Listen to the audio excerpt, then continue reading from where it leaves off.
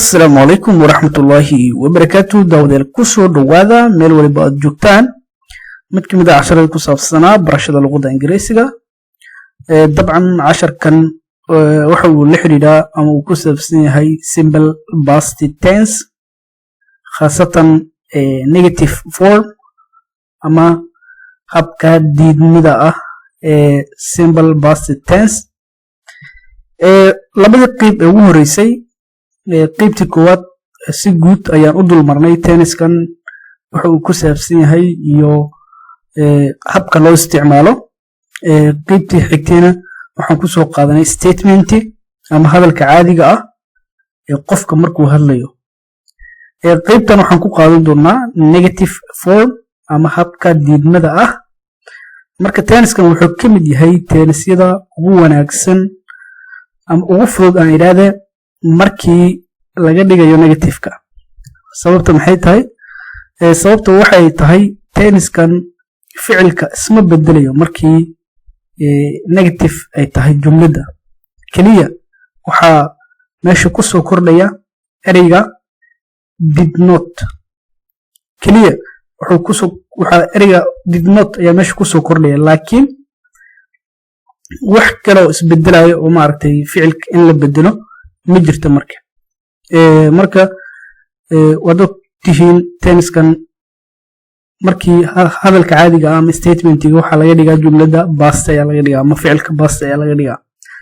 Wixii la soo dhaafay ayaa laga dhigaa. Wuxuu leeyahay regular iyo irregular verbs waxa la dhahayo ama ficilada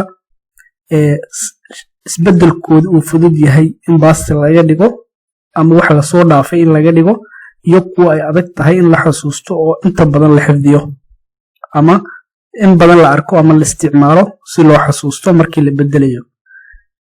Marka waxa dhahnay bal markuu horeysa aan akhrino jumlada Ingiriisiga simple past tense negative form. Marka waxa loola jeedaa simple past tense dhacdada la soo dhaafay qaybta diidmada marka ama hadalka diidmada habka loo sameeyo markii la isticmaalo tenniska.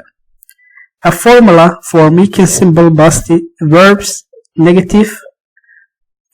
Formulaha ama habka formula waxa loola jeedaa sharciga marka ama wadada ama qaanuunka la isticmaalayo markii la sameynayo past negative form. Markii la sameynayo tenniskan, it is the same for both regular and irregular verbs. Marka waxa dhahnay markii laga dhigayo negative formka oo isku mid marka both regular iyo irregular verbs, ficilada isbedelkooda uu adag yahay iyo kuwa isbedelkooda uu fudud yahay, ama markii pastiga laga dhigayo markii la isticmaalayo negative form oo isku mid. Kaliya waxa dhahnay verbka waa waxa la isbedel kuma imaanayo. Verbka kaliya waa present ayuu ahaanay verbka, except for the verb to be. markii laga reebo verb to be ga waan arki doonaa asiina, laakiin sida caadada ah marka isbedel kuma imaanayo, ficilada kala duwanaansho ma jiro markii laga dhigo negative. Marka subject-ga ayaa lagu bilaabay ama ficil sameeyihii waxaa lagu darayaa did not, waxaa lagu darayaa verb 1. Verb 1 waxaa loola jeedaa marka first form of verb. Waxaa loola jeedaa verb waxaa loola jeedaa marka in uu yahay presence. marka first form of the verb waxaa loola jeedaa inuu yahay presence. marka waxaa dhahnay subjectigii ama ficil sameeyihii waxaa lagu darayaa did not, waxaa lagu darayaa verbkii oo ah ama ficilkii oo ah present. marka intaas kaliya waa tenniskan markii laga sameeyo negative-ka. waxa ugu muhiimsan waa subjectigii waxaa lagu darayaa maaragtay did not, kadibna ficilkii oo ah presence. marka uma baahnid ficilkii inaad past ka dhigto, inkastoo tenniskan uu past yahay, haddana markii laga dhigayo negative-kii kaliya waxaad u baahan tahay verbkii oo maaragtay asal ah inaad isticmaasho.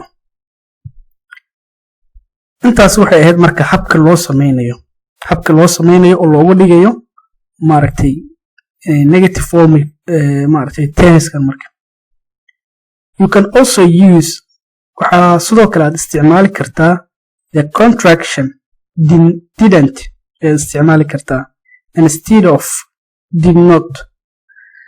hadda contraction waxa loola jeedaa way badan yihiin ereyada contractionka ama waxyaabaa lasoo gaabiyo inta badan auxiliary verbka ama ficil caawiyaasha oo dhan waa lasoo gaabin karaa marka didn't ayaad isticmaali kartaa bedelka did not iyo didn't waa isku meeshii laakiin kaliya waa short form marka didn't waa short form laakiin waxa loola jeedaa waxay isku mid yihiin did not.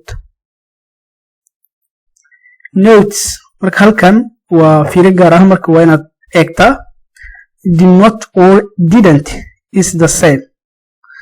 halkan anaga ayaa kusoo qoray marka waxaa loola jeedaa hadda kaliya marka haddii did not iyo didn't haddaad aragto labadoodba waa isku meeshii marka wax ay ku kala duwan malaa madna waa lasoo gaabiyey short form baa loo sameeyey madna waa asalkii oo iyadoo aan lasoo gaabanin ayaa meesheedii lagu soo qoray marka.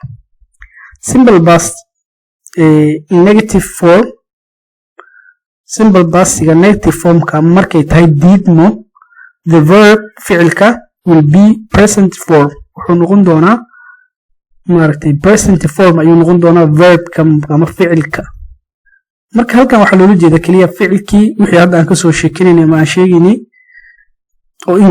oo ingiriisigu oo ah lew kaliya intaa marka waa english kaliya laakiin waa macnihii waa wixii hadda aan sheegayay oo ahayd markii laga dhigayo bastiga simple bastiga negative formkiisa ficilka inuu yahay presence marka inuu yahay. the formula negative marka formulaha subject waxaa dhahnay waa subjectiga ficil sameeyahana waxaa dhahnay waa magac ama pronouns labada buu noqon karaa waxaa lagu daraa did not waxaa lagu darayaa marka present verbka marka kadib waxaa kusii dari kartaa object laakiin jumlad oo dhammaystiran waxa ugu muhiimsan waa maaragtay intan way kaliya waa maaragtay waa ficil sameeyihii iyo verbkii iyo auxiliary verbka marka auxiliary verbka waxaan ula jeednaa did not. halkan marka waxaan ku haysanaa tusaalooyin maaragtay aan kusoo bandhigi karno wixii hadda aan sheegaynay. tusaalaha koowaad haddaan fiirino erey ugu horeeya waa pronoun ama maaragtay magacu yeela we ayaa la yidhaha we marka waa annaga marka we did not watch the news last night. habeenkii xalay maanan daawanin aniga wararkii marka ama wararka maanan daawanin xalay marka siyaabo badan loo dhihi karaa laakiin hadda kaliya we didn't watch waa la dhihi karaa marka we did not meesha aad ka dhihi lahayd waxaad dhihi kartaa we didn't watch the news last night xalay maanan daawanin wararkii marka xalay marka we waxay tahay waa maaragtay pronoun marka ama magacu yeela ama subject leh did not waan ku darnay waa maxay waa ficil caawihii ama auxiliary verb wax loo yaqaano watch waa maxay waa ficilkii oo ah present. the news last nightna waa marka objectigii marka they did not go to the party yesterday ayagu shalay maynan aadin maaragtay xafladda marka they waa subjectigii did not waa maaragtay ficil caawiyihii ama maaragtay markii basi laga dhigayo markii negative ay tahay goona waa ficilkii marka she did not read the book iyadoo maysan akhrinin buugga she waa maaragtay pronoun halka maxaa la gelin karaa marka waxaa la gelin karaa Aisha ama maaragtay magaca doontid gabar ah ayaad gelin kartaa she markay tahay he markuu yahayna waa qof magaciisa wiil ayaad gelin kartaa markuu yahay marka she did not read iyada ma aysan akhrinin the book buugga.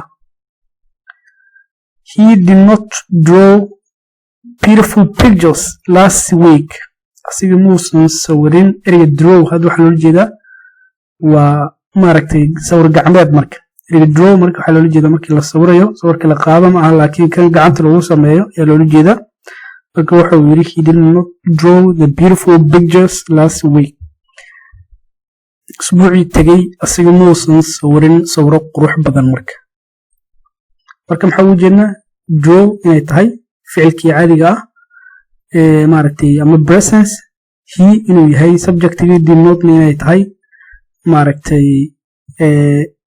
in past sidaas uu ku yahay marka I did not learn Spanish last summer aniga samarkii tegay maanan baranin Spanish.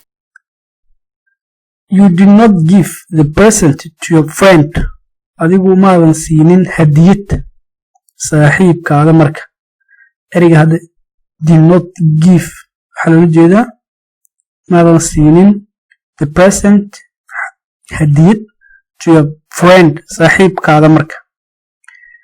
We did not buy a new car anagu maanan iibsanin gaari marka we did not buy maanan iibsanin anagu a new car gaari cusub marka ereyga hadda new car waxaa loola jeedaa a new car waxaa loola jeedaa gaari cusub marka. She did not sleep iyadu ma aysan seexinin hadda ma jeedin halkan she waa iyada did not sleep ma aysan seexinin sidaas ayay jumlad ku tahay marka uma baahna ama ma lahan maaragtay object ma lahan keliya waxay leedahay waa subjectigii iyo auxiliary verbkii ama ficil caawiyihii iyo ficilkii marka oo sleep ahaa marka waxaa la dhihi karaa she did not sleep last night iyada xalays ma aysan seexinin ayaa la dhihi karaa wuxuu rabaa ayaa objectiga laga dhihi karaa hadba waxay ku xiran tahay marxaladda iyo xaaladda lagu sugan yahay marka maxaa u baahannahay tenniskan markii laga leeyahay simple past tense negative formigiisa waxaa dhahnay waxaa meesha ugu muhiimsan did not inaad farahaad ku hayso did not iyo didn't inay isku mid yihiin inaad ogaato aysan kaa qaldinin marka did not waxaa loola jeedaa did not waxaa loola jeedaa yacni waa asalkii marka laakiin didn't markii la dhaho waa la soo gaabiyey marka short formigeeda inuu yahay waa inaad ogaataa soo kale waa inaad ogaataa in ficilka uusan bedel u baahnayn in past laga dhigo inuusan u baahnayn sababtoo ah did not ayaaba ah past marka oo do ayay ka timid marka do ayay ka timid marka sidaa darteed did not ayaa marka la isticmaalaya tenniska markay tahay.